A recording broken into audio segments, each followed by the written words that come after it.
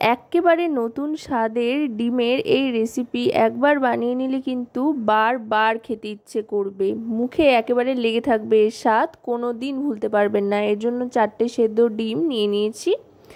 তারপর কড়াইতে সাদা তেল গরম করে প্রথমেই ডুমো ডুমো করে কেটে রাখা আলুগুলো ভেজে নিচ্ছি। খুব সাধারণ ডিম আলুর ঝোলও কী করে অসাধারণ হয়ে ওঠে সেটা জানতে হলে কিন্তু অবশ্যই শেষ অবধি ভিডিওটা দেখতে হবে, একটুও স্কিপ না করে। এবার আলুটাকে বেশ কড়া করে ভেজে নিতে হবে, মানে বেশ লালচে করে ভেজে নিতে হবে, হালকা ভাজলে কিন্তু চলবে না।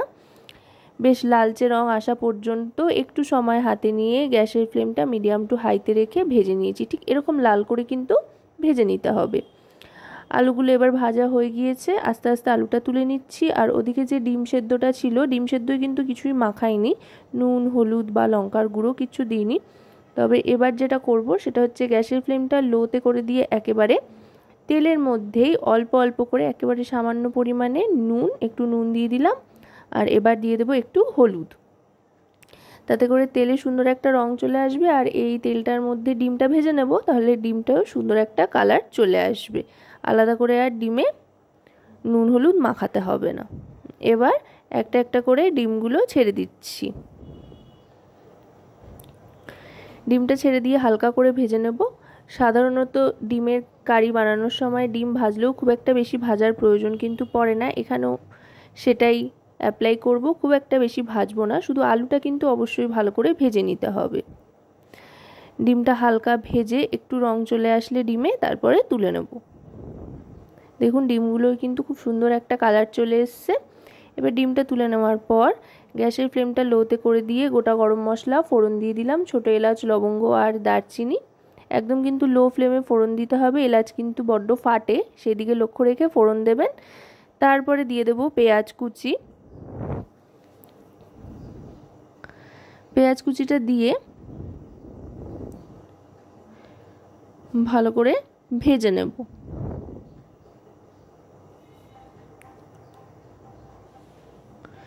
পেঁয়াজ কুচিটা ভাজতে ভাজতে দিয়ে দিচ্ছি আদা রসুনের কিমা। আদা রসুনের কিমা একসাথেই রেখেছিলাম, সেটা দিয়ে দিলাম। এখানে একটা বড় সাইজের অর্ধেকটা পেঁয়াজ ছোট করে কেটে নিয়েছি, আর রসুন আর আদা একসাথে গ্রেট করে রেখেছি, সেটাই দিয়ে ভালো করে মিশিয়ে নিচ্ছি।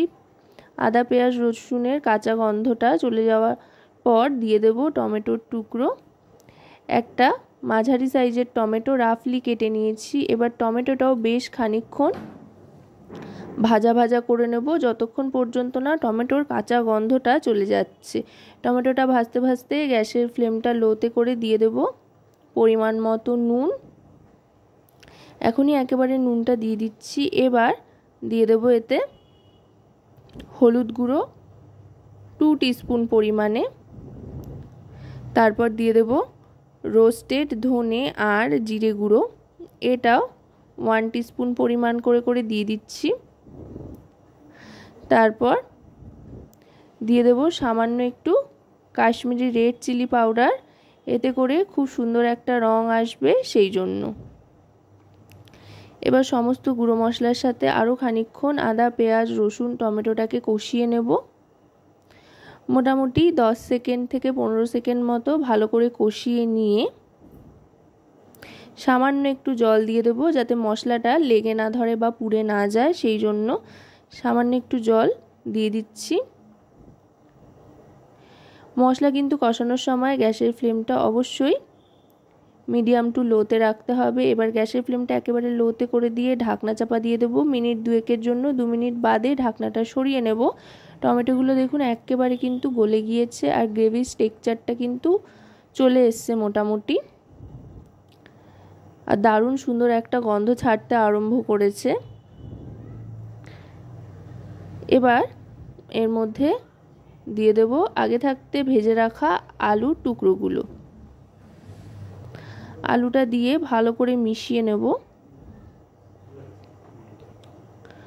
মশলা আর আলুটা ভালো করে মিশিয়ে নেওয়ার পর গ্যাসের ফ্লেমটা লোতে করে দিয়ে দিচ্ছি এতে জল। খুব অল্প পরিমাণেই আপাতত জলটা দিচ্ছি। আলুটা কিন্তু খুব ভালো করে যেহেতু ভাজা ছিল তাই সেদ্ধ হতে খুব একটা বেশি সময় লাগবে না। এবার গ্যাসের ফ্লেমটা লোতে রেখে দেখুন আলুটা কিন্তু এমনিতেই অনেকটাই নরম হয়ে এসছে, তাই এটা সেদ্ধ হতে খুব একটা বেশি সময় লাগবে না আর খুব একটা জলেরও প্রয়োজন নেই। ঢাকনা চাপা দিয়ে আরও 2 থেকে 3 মিনিট মতো অপেক্ষা করতে হবে লো ফ্লেমে। 2 থেকে 3 মিনিট বাদে ঢাকনাটা সরিয়ে নিলাম। সরিয়ে নিয়ে আরও মোটামুটি 20 থেকে 30 সেকেন্ড মতো কষিয়ে নেব। তারপরে দিয়ে দেব কয়েকটা চেরা কাঁচা লঙ্কা।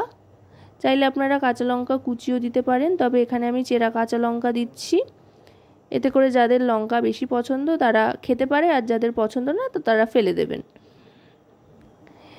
এবার যেটা করব সেটা হচ্ছে দিয়ে দেবো খানিকটা কাসুরি মেথি। এটা কিন্তু অবশ্যই দিতে হবে। সাধারণ ডিমের ঝোল বা ডালনা যাই বলুন না কেন সেটাকে অসাধারণ করে তুলতে এই কাসুরি মেথি অবশ্যই হাতে ঘষে এই সময় একটু দিয়ে দেবেন, তাতে দেখবেন দারুণ সুন্দর একটা ফ্লেভার আসছে, অসাধারণ ফ্লেভার আসছে। কাসুরি মেথিটা দিয়ে আরও খানিকক্ষণ ভালো করে কষিয়ে নেব, গ্রেভিটা একেবারে শুকিয়ে আসা পর্যন্ত। এতে করে আরও সুন্দর একটা গন্ধ আসতে আরম্ভ করবে। এবার সেদ্ধ করে ভেজে রাখা ডিমটা দিয়ে দিলাম, দিয়ে এবার ভালো করে আরও খানিকক্ষণ মিশিয়ে নেব ডিমের সাথে মশলাটা।